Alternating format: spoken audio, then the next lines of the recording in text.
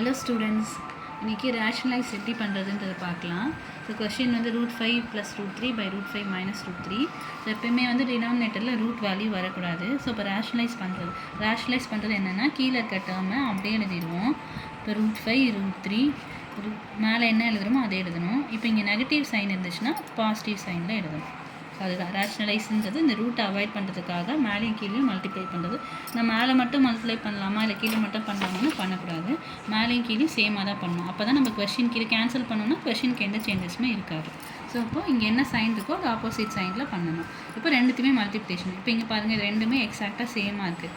அப்போ ரெண்டுமே சேமாக இருந்துச்சுன்னா √5 + √3 ஹோல் ஸ்கொயர்னு எழுதிக்கலாம். இது 1 டைம் இது 1 டைம் பவர் ஆட் பண்ணால் 2 ஆகிடும். இப்போ இங்கே எப்படி இருக்குன்னா a - b a + b அந்த ஃபார்மேட்டில் இருக்குது. ஸோ a - b அதாவது √5ன்றது a, இங்கே √5ன்றது a, √3ன்றது b, இங்கே √3ன்றது சைன் மட்டும் ஆப்போசிட்டில் இருக்குது. ஸோ இப்போ a - b a + b இருந்தால் a² - b²ன்றது ஆல்ரெடி நம்மளுக்கு ஃபார்முலா தெரியும். அப்போ ஏன்றது இடத்துல இங்கே என்ன இருக்குது √5 இருக்குது. அப்போ √5² a² - b இருக்க இடத்துல √3 இருக்குது √3². இப்போ நெக்ஸ்ட்டு a + b ஹோல் ஸ்கொயருக்கு இதை எக்ஸ்பேண்ட் பண்ணலாம். a + b ஹோல் ஸ்கொயர் வந்து a² + 2ab + b².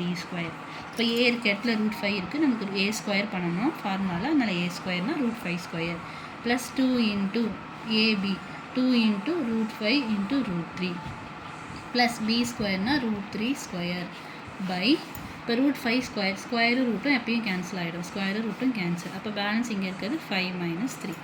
So next வந்து ஸ்கொயரு ரூட்டும் கேன்சல். இப்போ 5 +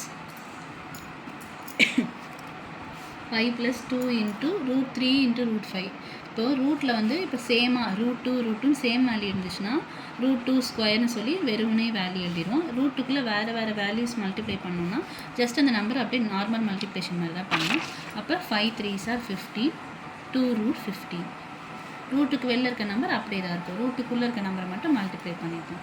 ஸோ +3 by 5 - 3 வந்து 2. இப்போ நம்பரையும் ஆட் பண்ணிக்கிறோம். லைட் டேர்ம்ஸை கம்பைன் பண்ணிக்கிறோம். அப்போ 8 + 2√15 by 2ன்னு வரும்.